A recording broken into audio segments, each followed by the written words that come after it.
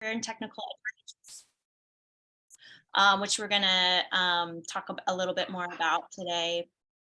And it's a high school, so 9th through 12th grade. It's got about 1,700 students, and there's 6 majors. And so Ben and I both work, well, Ben primarily now works in the photography major, and I worked in both the art and design and the photography major. And I'm actually the coordinator of the art and design and photo majors now, as well as one of the teachers in that department. And then, Ben, I don't know if you want to go on a little bit about your history with the school too. So, yeah, as Avery just mentioned, it's a CTE school, which we want to talk a little bit about. CTE stands for Career and Technical Education, which, is kind of a buzzword these days. I don't know, it's been around forever. When I was going to school, it was called vocational school for trades. And that's changed a little bit, the way they want to spin that marketing wise. But it's kind of the idea behind it is, well, the school started in the 20s, and it was actually started by people who were members of the labor movement after the Triangle Shirtwaist Factory fire. They started a labor movement for people, in the fashion trades, seamstress people making garments and things like that. And the history of the school comes from that background. So it was originally a school that was set up to train people to work in the fashion industry in New York, either designing clothes or building clothes, making clothes, things like that. So it comes from a pretty long history, pretty deep history in America of vocational schools or vocational training schools. And now it's called Career and Technical Education. And, it's a big push at the moment. The mayor is very interested in it, and the chancellor is very interested in it. The whole country's interested in it. With the idea being that not everybody needs to go to college. And some people can go straight into the workplace, out of high school if they've been trained in the trade, things like that. So our school is a CTE school primarily. There are 50 or so schools in New York that are only CTE. There are 400 or so schools that have CTE programs in the school. So they might have a few classes that are CTE classes. But at our school, all of the teachers, Avery and myself and all the other art teachers, all the fashion teachers, all the teachers that teach the majors are CTE teachers, and we are all CTE certified, which is something we're going to talk a little bit about because Avery and I, of course, are alumni of City College, and we both have certifications in visual arts, which most of you are probably getting if you're in the Art Ed program. But there's also the CTE certification, which is a different kind of certification. And it's sort of interesting, actually. Oh, I know this person is coming in right now. Hi, Rafaela. Hey, how are you? Nice to see you. Nice to see We you. went to school. Nice to see you too. Yeah. We went to school together, yeah, way back when, right? Yeah, Good to see you. good to see you. It's interesting to know about CTE because and the certification, because some of you may be able to get this certification, and whatever certification you have, can offer you more opportunities in terms of getting a job. So both Avery and I have 2 certifications. We have a CTE certification and a visual arts certification. I want to say too, just to perk your ears up even more, is that you have the opportunity, if you're CTE certified and you're at a CTE school, you can potentially make more money because it depends on how many years you have in the industry that you get certified in. It can, is it the steps or I can never keep it straight, your salary steps, it can Steps. Automatically knock you up some notches. So that's also a really good perk. I didn't know anything about this when I was at City College until really I was starting to look into student teaching, and Ben I owe my job to because he was already at teaching at HSFI at High School of Fashion Industries, and said, oh, I think I can hook you up with one of the teachers there to student teach at. they're really looking for student teachers only, though, that could potentially get hired. Do you have career, in art industry and experience, which I did. And then that's when I started, researching what that was and hearing that, oh, I could make more money from the beginning, right? Because salary steps is all, DOE bureaucracy, that if you're going to go down that route, you'll learn more about if you don't know already. But you're on a very like prescribed path of how much money you can make based off your education and your experience. So CTE, you have to just prove how many years, by showing letters or pay stubs from employers.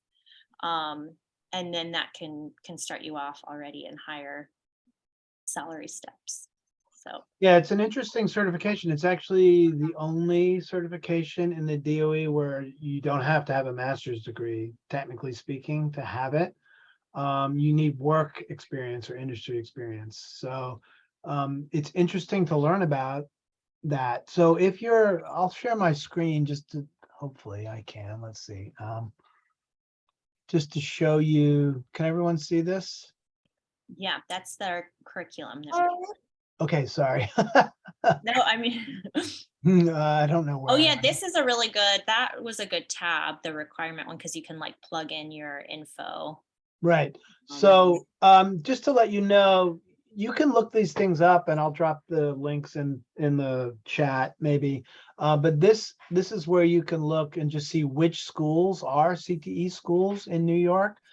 Like I said, there's about 400 schools that have programs, and there's 50 or so schools that are actually all CTE, like Tottenville is all CTE. That's in Staten Island. Art and Design is a CTE school. So at these schools, you would actually be required to have a CTE certification to teach at these schools. And the reason we're talking about this is because it gives you, to have this certification gives you like an extra group of places that you can apply to work at. Here's us. So this just shows you the various schools that are around that have these programs. What the licenses are in arts are right here. So commercial art, which is like, I don't know what that is, Avery. It's just Well, like, it's interesting because, okay, a few things, a few caveats. One is that if you do try to pursue this, you can't actually get your CTE certification until you have a job at a CTE school. So you just kind of have to prove to the CTE school that you could get one by saying that you do have that needed industry experience, which I believe is, we are looking it up. I think it's about 3, maybe with some exceptions. It depends on like your other experience, but I think it's usually about 3 years of experience at least in one of the industries listed. And when I was trying to get mine, my background is as a commercial photographer, and Ben's background is also in photography. But I didn't know, because mine was commercial photography, like at a publishing company. I thought, oh, commercial art. My boss, the assistant principal, actually asked if I could try to get it in commercial art, because then it's a little bit more broad than professional photography. And I actually tried, and then the state didn't certify me in that, because you have to be very specific to your experience. So yeah, I just wanted to point out that like, this isn't something that you can like go ahead and do and put on your resume right away to get CTE certified, but you could, if you know that you have industry experience, you could seek those out. And then, because the last step to get your certification is the principal, like, proving that you have a job lined up or you are employed already. right. So, I mean, these are broad categories, but I think like it's commercial art and dance, drama, textile design, media communications, which I guess could be advertising or graphic design, a lot of different things, printing and lithography, which is really old fashioned, but, Yeah. and then professional photography. So both Avery and I have the professional photography license or certification. Previous to being a teacher, I was a professional photographer for 30 years. I started teaching when I was 50 years old. So this is my second career. I had a career in photography. So I was able to, it wasn't easy, but I was able to like put together those years. And Avery mentioned earlier this ridiculous system that they have in the DOE of salary steps where you move up the steps based on like academic experience and time and all these other things. I mean, obviously, when you enter the DOE, you want to make the most money that you can. So to be able to negotiate these salary steps is a big thing. And in CTE, the salary steps are based on amount of time working in the industry. So you can step up to the higher steps if you've been working in the industry longer.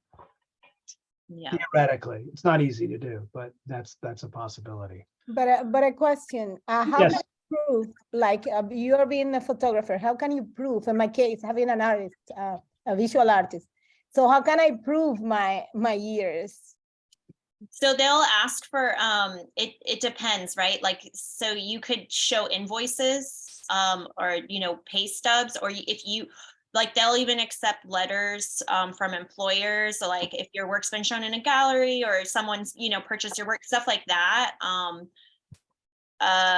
You can see that I actually not sure about fine artist, and that like, it's not really listed there.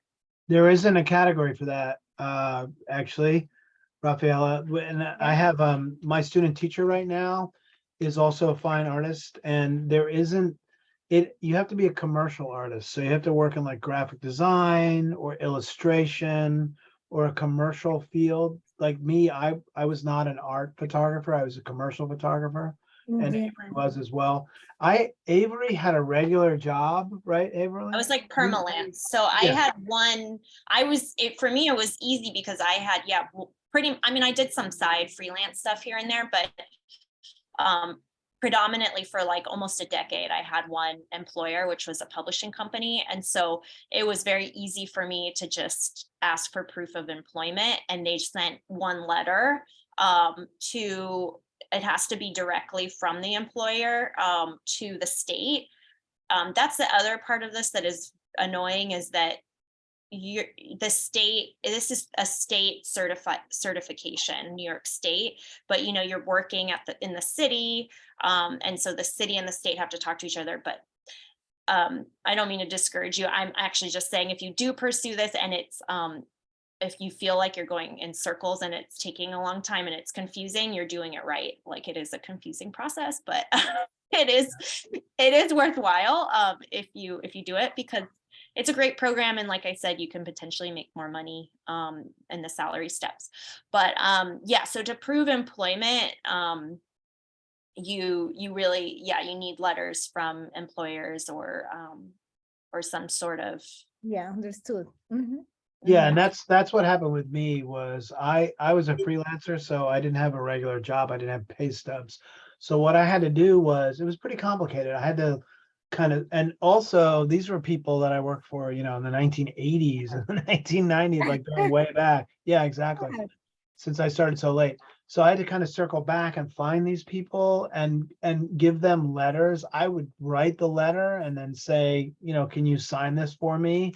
And what I did was I would basically like look through my calendar and think of all the days I worked for this person and how many hours it totaled up.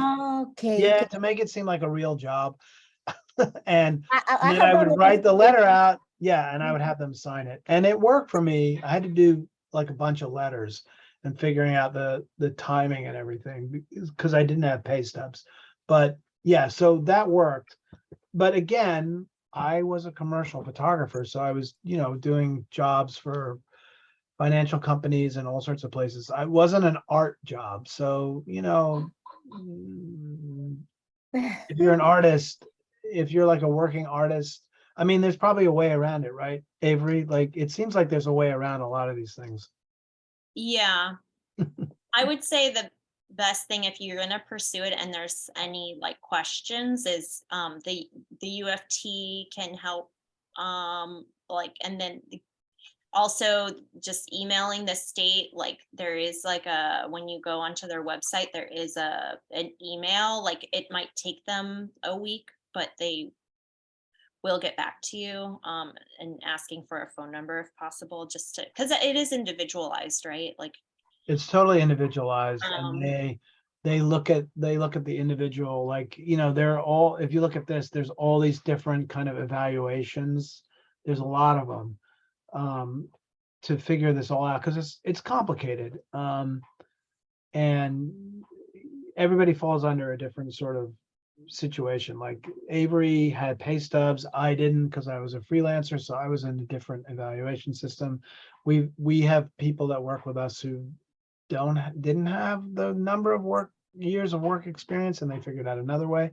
So there are ways. And the only reason we're talking about this is because my experience at City College is that when I was there in the program, there were a lot of people in the program who had been graphic designers or commercial illustrators or had worked in an industry involving art, and they didn't know about this possibility for another certification, which allows you to have other opportunities at other schools.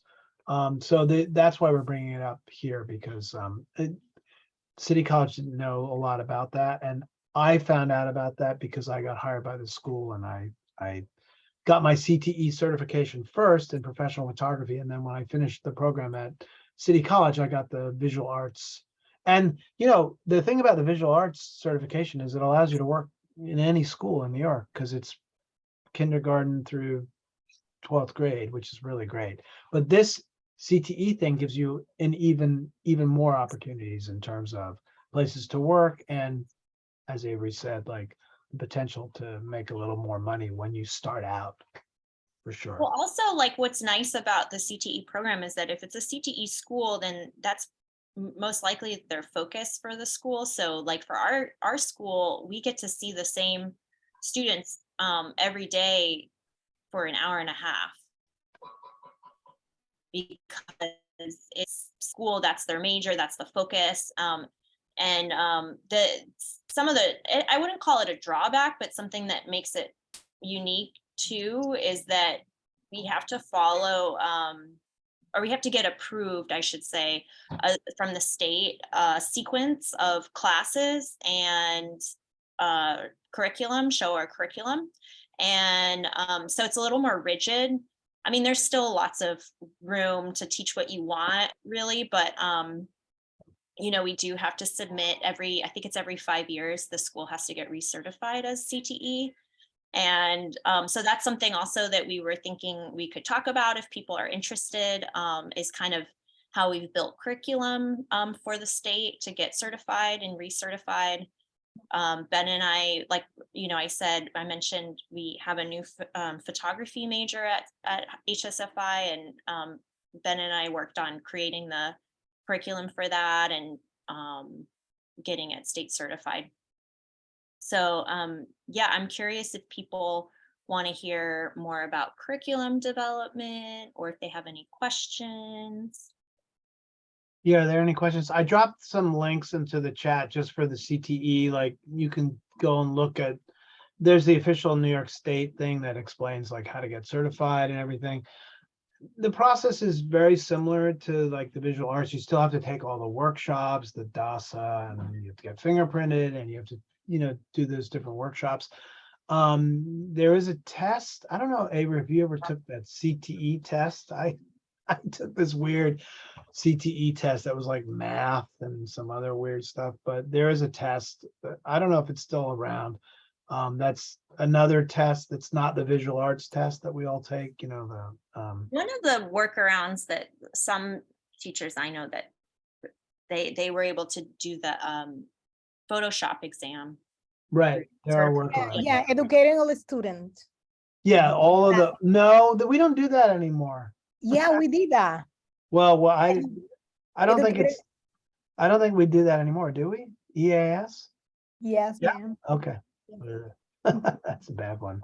This is this link too, I think, is like, I like, kind of infographic. That link kind of shows you some of the steps too of how to get there. Yeah. So switching it up. So that's CTE. Like, if you're interested in that, look into it. It's an additional thing that you can do, and you're already on your way there because you've taken a lot of stuff for the art certification. And then Avery was talking about curriculum. So, we've written a lot of curriculum together. It's sort of an interesting process. So if anybody wants to hear about that, we can talk about that a little bit. There's a question in the chat too, about how do you get certified professionally for photography? So when Ben had the site and the links are up there in the chat, really you have to prove that you've worked as a professional photographer for a certain amount of years. And we were saying how it's kind of difficult to prove that if you are working freelance, but you just have to somehow get letters from employers proving that you have that experience. And then it's not anything like that you have to show your portfolio even. It's really just someone, an employer stating that yes, you did do this work. And then there's some other steps like, showing that you have fingerprint clearance, that you did these other workshops pertaining to, the dignity for all students and all that stuff. And then you submit it all to the state, and then it's in like teach, like, which is also where your certification for K through 12, if you're going for that, is also tracked. And it'll say, like accept processing, and then accepted, and then certified. But if you have a more specific question about it, let me know. Yeah, there's Here's the steps, like as they currently are. So first thing is you figure out what it is, and we're talking about professional photography. Then you go look at the requirements. Yeah, so it's all here. It's the same thing as getting the visual arts license, except the school, I think, does a lot of that for you, but it's based on the Teach account. And you put the application in through there, and then they review it, and you send in all the different things like there is a resume, part of it, which shows your work experience, and you fill that out, and then they look at it. A human looks at it, I guess, in Albany, and says yes or no or whatever. And they'll often come back to you saying, this is missing, you need to do this or that. So yeah, it's a kind of a process. You can see that the last step is having a job as a prerequisite for completing your certification. You can see they're already using kind of confusing language that says, like, I'm just on step 8 at the last sentence, having a job is a prerequisite for completing your Trans A certification. Trans A just means that's kind of the intro certification. So just like anything in bureaucracy, it's like you start off in one place, and then they want you to, like, every few years, like incrementally, like pay them more money and resubmit some things and then get another certification. So even CTE licenses have an expiration date, and you have to get recertified. So I think now I'm like professional or whatever. So but you generally start off as Trans A, like certification. That's the one you're trying to get initially. And so you can see you have to do like 7 other steps even before you can start your job search at a CTE school. And then But oftentimes 8 is actually 1. Like I was Right. offered a job before I even went through this process. That's true. Yeah, I mean, for a lot of the teachers at HSFI, myself included, I was hired before you have to get hired really before you can get this, right? So, I think what's important is, if you're interested in this, is to just poke around on those links and see, do I have the work experience? Could I potentially prove these things? And then you can seek out the schools that have these programs and see, if they have any openings. And then that would just be an added perk, like something that you can bring to the table, and then you would just work it out. Like you can start working at that school without your CTE license. It's just you have a certain amount of time once you start working to get your license. And so usually there's someone at the school that can kind of help you, because it is a confusing process. 8 Right. steps. Yeah. Yeah, all the license, you guys, when you get jobs, you'll have to deal with all these things. The licensing steps are confusing. When you come out of City College, you'll have an initial certification in visual art.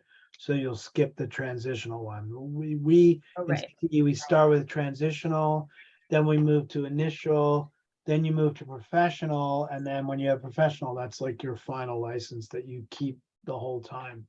And I think we're both at that point, you and I, Mhm. but yeah, the transitional is kind of it's a transitional license where you're getting together everything that you need to get your initial. And almost, I would say everyone starts there with CTE. I don't know. Yeah, everyone starts with the transitional.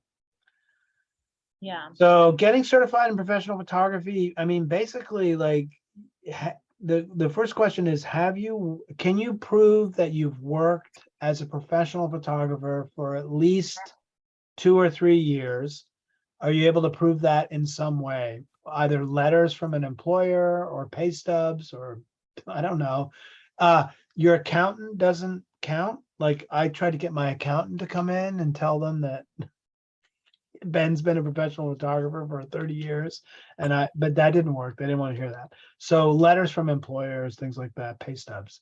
And then if you have you need like 2 to 3 years experience that you can prove on paper that you were paid to be a photographer or an illustrator or a graphic designer. And then if you have that, you can get the CTE certification pretty much.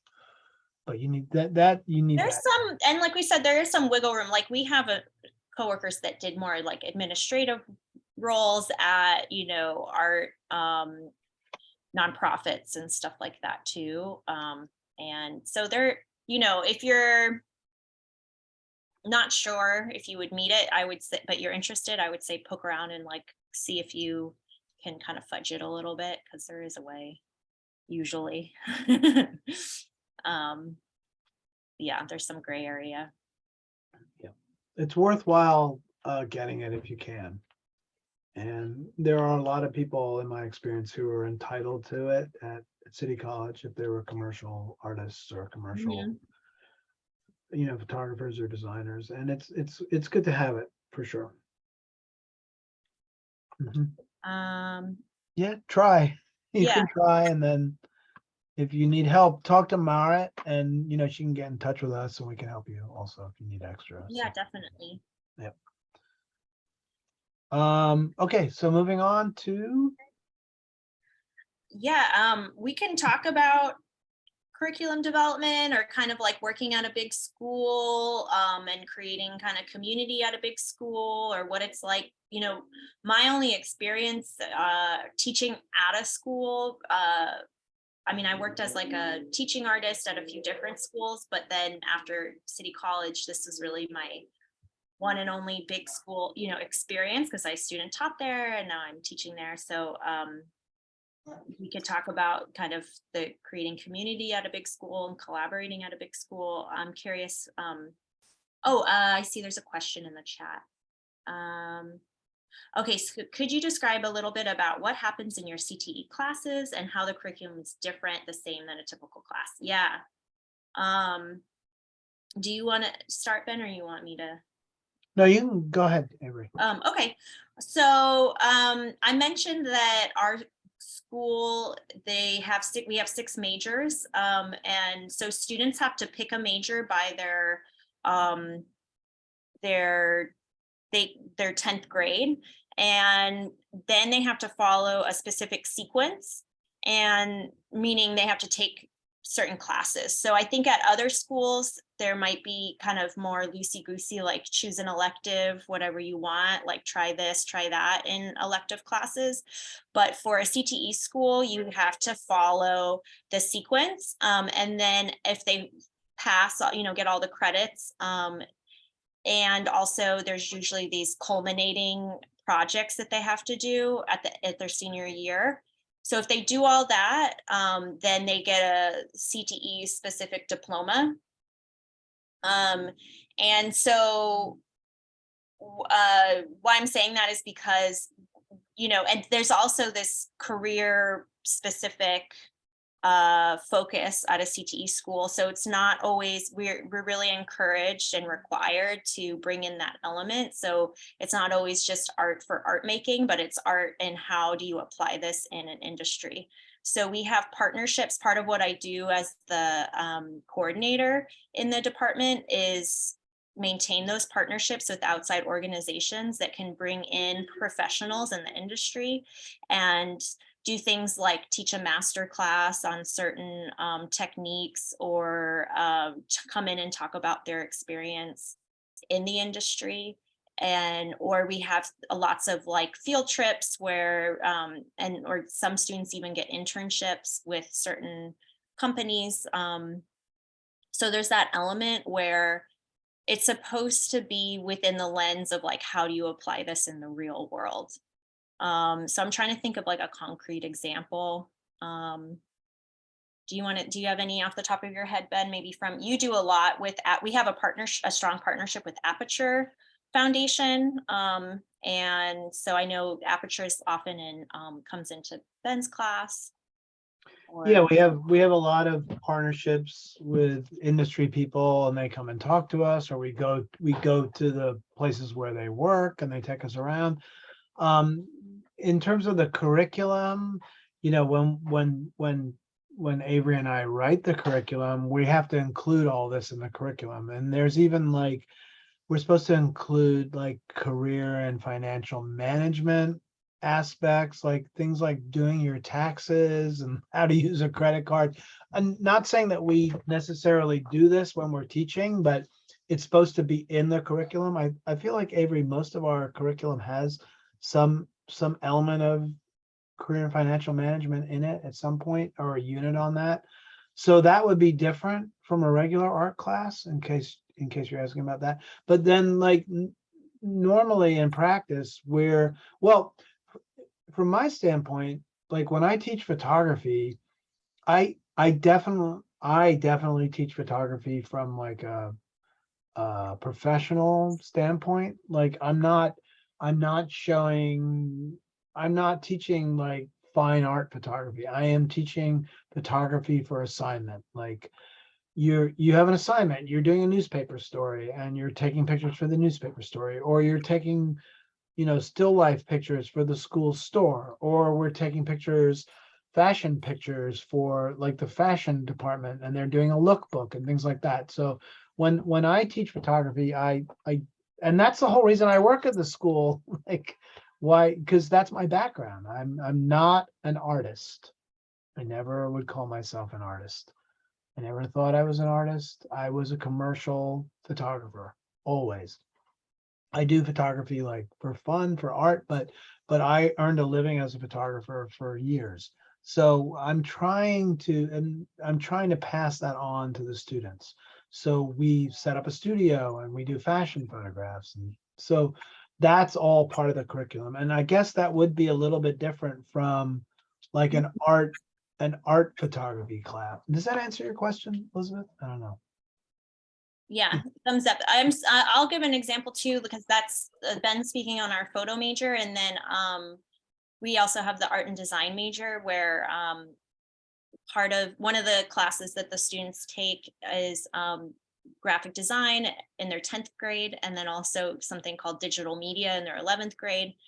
And so that's working in computer labs and working with things like Photoshop and Illustrator. And so there is a component there. A lot of the teachers, all the teachers are from the industry, so they know what it's kind of trying to instill the soft skills, we call them, of like, no one's really going to expect a teenager to know all these kind of adult skills of meeting a deadline all the time or time management, but it's building that in and having an expectation, or at least making them more aware of what the industry expectation is. We work a lot with the design process, so making them ideate and track their process and show their process and keep a portfolio of that. And so similar to what Ben was saying, where it's trying to give projects, it's all very project based.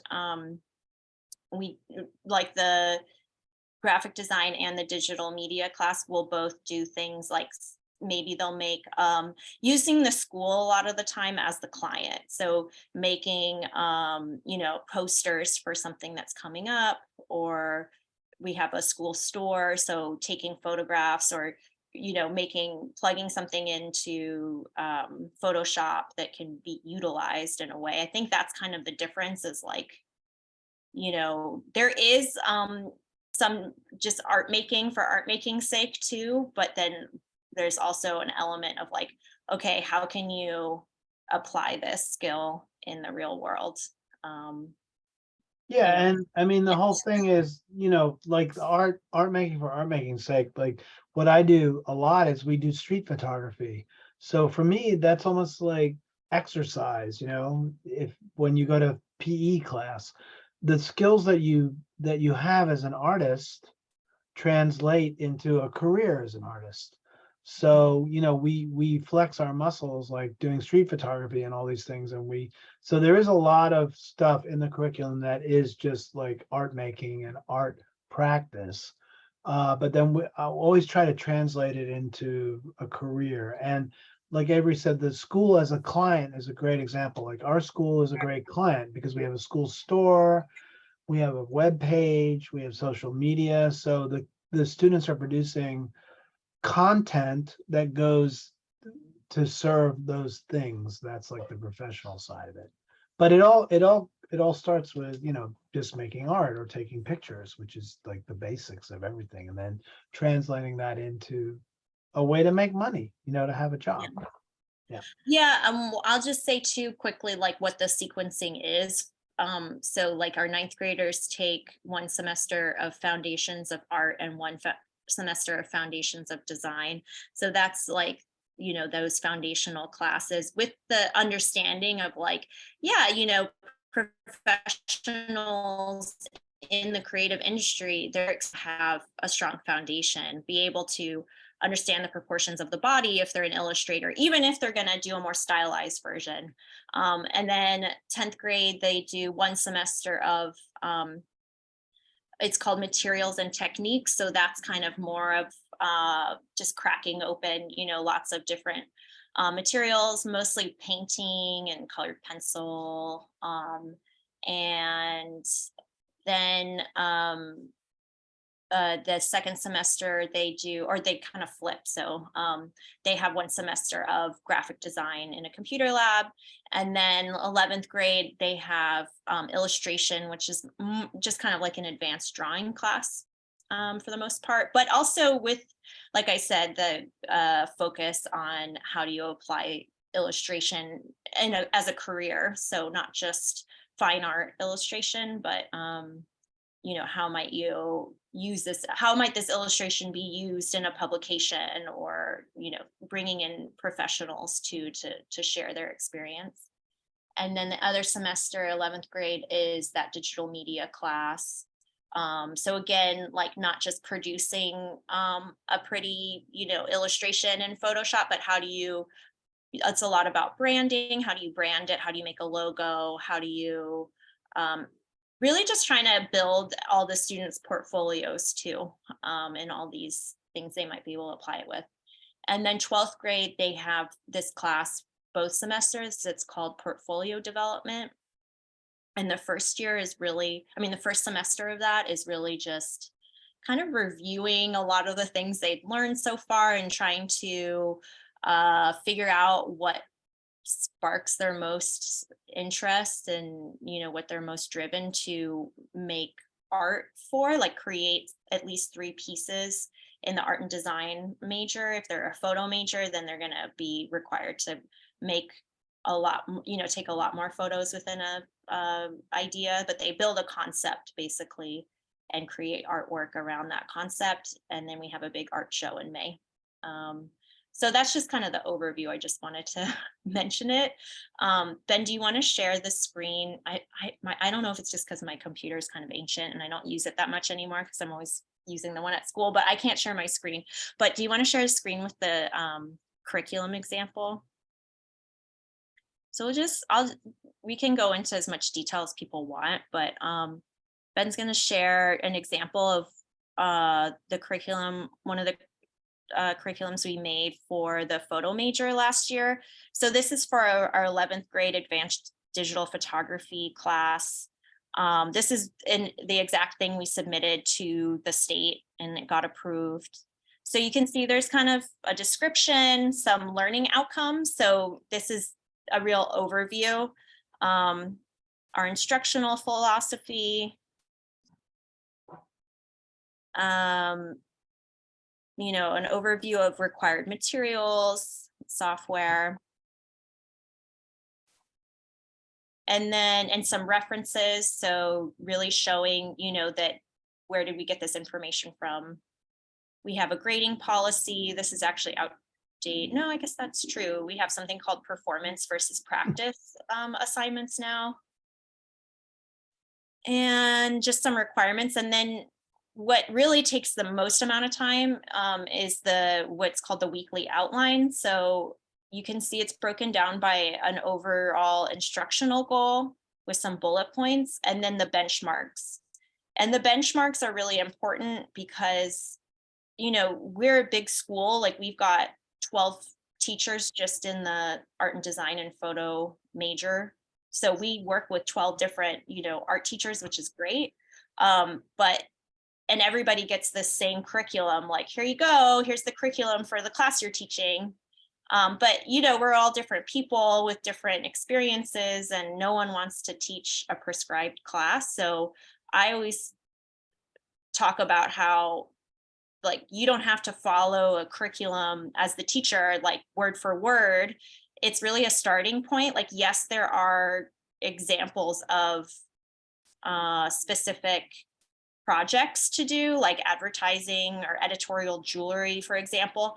But really what's important are the benchmarks. So, you know, the teachers are required to meet those benchmarks, and because that's what we're saying to the state, like a student who goes through this sequence will be able to do these things. So how you get there is really up to the teacher. Like, here's a great resource. If you kind of just use it as a starting off point, like, great, as long as the students are able to do these things. And then, yeah, you can see, we usually save the career and financial management stuff for after our art show. So it usually tends to be more in late May or early June, kind of when the seniors are starting to check out a little bit anyway, and being like, you're about to go out into the world, like you're about to have to be really responsible for your money.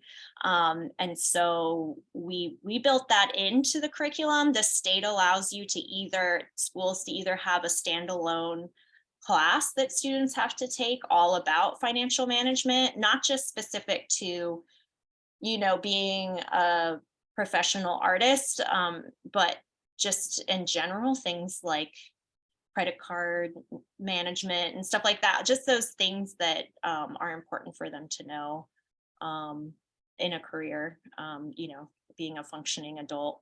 So this is an overview. I hope that's helpful to see. We've made these for all of the classes, in all of the grades and all of the majors. So it's a lot, but it's really fun. I've worked on a lot of these, and so has Ben. And you know, you come together with your group of teachers and kind of divide and conquer and think about, especially like the classes, if you've taught them already, or if you've got a vision for what the class could be. Yeah, what's interesting, you know, again, is you will be asked to do these things. So when you get a job at a school, they will ask you to do a whole lot of stuff that's not related just to teaching, right, Avery? You'll be given all kinds of tasks. So when I started at the school, they said, hey, we have to write curriculum because we're getting recertified by the state every, you know, 5 years or whatever it is. We have to write curriculum and get recertified. And I was like, shit, I don't know how to do that. I've never done that before. So how did I do that? Well, I talked to other teachers who've been there longer and had done it already and figured out, how do you do this? And so I wrote curriculum. And, you know, writing curriculum it's just like writing a lesson plan, but it's like more overarching. You're looking at you're looking at the whole thing for one semester. But again, it makes you, basically you're called upon every day to think of something to do. You're in a room full of people and you got to give them something to do. So you have to come up with an idea, right? So this is what it's the creativity, if you're an artist in teaching, is thinking of things for people to do, a large group of people. And again, for me, being a commercial photographer, it's commercial assignments or, you know, it's interesting when you think about being an artist. I don't think I could be an artist because I don't know what to do. So like, that's, you know what I'm saying? Like, Raphael and I have had this conversation many times. Like, how are you gonna be an artist? Like, I can't be an artist because I can't think of something to do. If somebody tells me what to do, then I can do it and I can be very creative. Or you mean you get like an assignment? Yeah, I need an assignment. Your And project. that's Yeah. how I operate. That's how I've always operated. So, you know, like, you got an assignment, you got to write curriculum, you know, and the original concept of this talk was like, how do you collaborate with other people? Because again, we work in a big school. There's 1,700 students. It's 10 stories. We have how many teachers? Close to 200. How many teachers in the art department? Oh, in the art department, we have at least 12. Okay, yeah, it's more than when I started. So there's 12 Double. teachers. Yeah, it's a lot. Still from when I started. And the reality is, everyone here might get a job at a school where you're the only art teacher, but we work in a school where there's a lot of people, a lot of personalities, and ultimately, like, how do you like get together and work together? Avery and I work together very well, I think. But it's interesting to think about that. So you're given a job, Avery and I, and there are 5 photography teachers, 6. Yeah. We had to write a curriculum because one day we wake up, we come to school and they're like, oh, we're going to have a photography major. You got to write a curriculum. This happens all the time. So shit, how do we do that? So we had to get together and figure that out. And, you know, how do you do that, like, together in a group? And then, you know, I don't know, it's a personality thing, but Yeah. I'm just looking in there's a question. Yeah. the question about how CTS is looking for teachers experienced in printing or lithography. Is printing, self-publishing something students are still learning, or does that translate into more graphic design / marketing branding? So here's the thing too, is that it's interesting because when we actually were up against some hesitancy from the state to get our photography major approved, because they were trying to say that photography isn't a viable career, that the annual, you know, the average income of a photographer, they had guessed it as very low. Like, we question, where are you getting this information from? And so I think it's an interesting question that's getting posed in the chat. Is printing, self-publishing something students are still learning? Yeah, like we talk about that, but it does often have more of a fine art kind of perspective to it, I think. Like, because so much is, a lot of the jobs, the high earning jobs, are in tech. So I think that, or, you know, in things like graphic design, UX design. So I'm not sure what they would think. You know, I think it's specific to how the state is interpreting it and how you write the curriculum. I think that having partnerships with outside organizations goes a long way. Like, one of the reasons why I think our photo major did get certified was because we had that partnership with Aperture, and we had the Alice Perjansky from Aperture, who is a wonderful photographer and educator, and she came to the defense of, like, no, this is what you need to work in the industry, you know, and that this is a viable career. So yeah, I mean, if you look at the list of like CTE licenses, it's kind of weird. I mean, if we're asking specifically about like printing and lithography, I mean, I feel like that's actual printing. Like when I was growing up, you would go to a printing press and they were printing, newspaper. Or it's like a commercial thing. It's not an art. It's not like a fine arts thing, I don't think. I think they're just honoring, they're saying that if you have, that you can get certified if this is your background. They're honoring the fact that that is an industry that people have experience in. But then, yeah, the assumption is that you actually are supposed to work a certain percentage of your time under your certification. So what would that look like? Printing and lithography, your assistant principal or your principal at your school might kind of freely translate that. Like I know for us, like my license is in professional photography, but I'm not actually teaching any photo classes right now. And that's because, it's like, oh, well, I'm teaching portfolio development, which you can kind of fudge that in like, yeah, the, photographers need portfolios. And so I'm applying my experience. And then I know that a lot of that other teachers that have the professional photography license are teaching like our graphic design classes, because that Photoshop knowledge they have, they can really apply it. So I think, if you had a degree, your license in printing and lithography, right, like I think it certainly could be applied or translated by the admin at the school of like, oh, well, that means that you can teach branding or graphic design, things like that maybe are actually out of your comfort zone, or like really aren't so much to do with your background. But it just kind of depends on what the school is looking for and what the state has certified under their curriculum. And if you look at this list, it's really old fashioned. Like if you're looking at architecture and construction, like there should be a category in here for like smart home.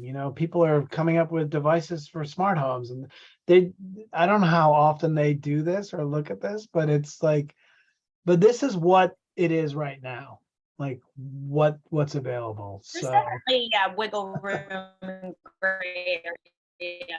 yeah, But yeah, I if you think, think you have a possibility and getting, like, you should just go for it and try to prove your experience and how it can get applied to yes, there's grant. totally wiggle room. We only have 5 minutes left, so I definitely I'm sorry for only leaving 5 minutes for questions, but if there's any other questions, like please put them in the chat or feel free to unmute yourself.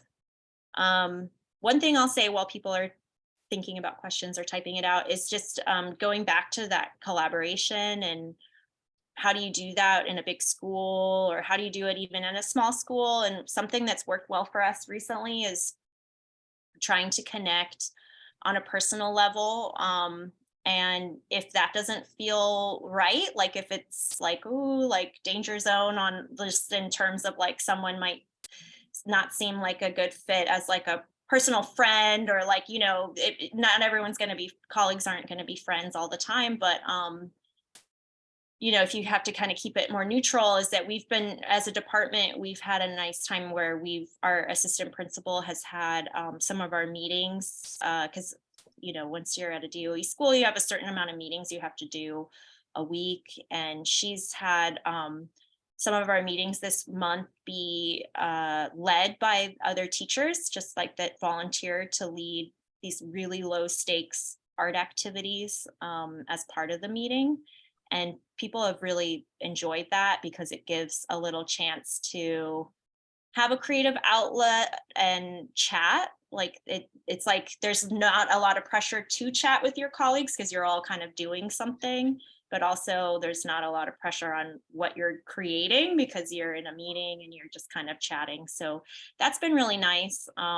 If you're a first year teacher at a new school, like that might be hard to control, but it's something to seek out, ways that you can kind of connect in a more informal way.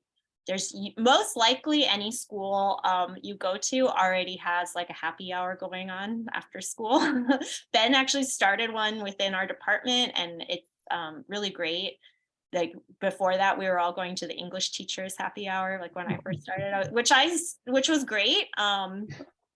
But there's usually somewhere, just walking to the local bars, you'll probably run into them on Friday.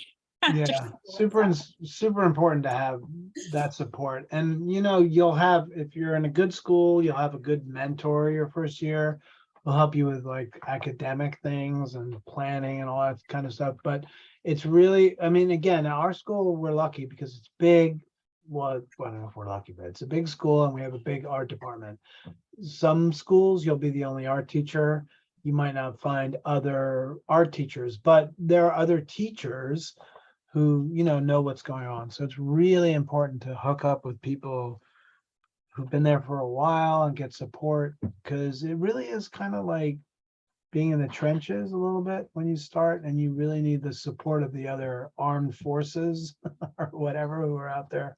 I think it's about like feeling it out, like seeing who is willing to share. Like I don't know. I think our department's really great, and I think art teachers in general are usually pretty like welcoming to sharing, because we know that you're going to make whatever you use your own. Like we're all creative people. So, but there are some departments at our school that are more like, you can't, like territorial, like you can't use my lesson plan. Don't look at what, this is mine. And it's like came from my brain and I'm a genius, and like, I think that is a potential, like with a coworker. And if you work with another art teacher, it's potentially like they don't want to share their art lesson plans with you. Like that's theirs. They don't want you to get credit for their, genius. So it's like kind of dipping your toe in and seeing, and hopefully they will want to collaborate and like, or share with you. And I keep everything like on Google Drive, and I'm just like constantly like, this is what I did, like use it if you want, or change it how you want.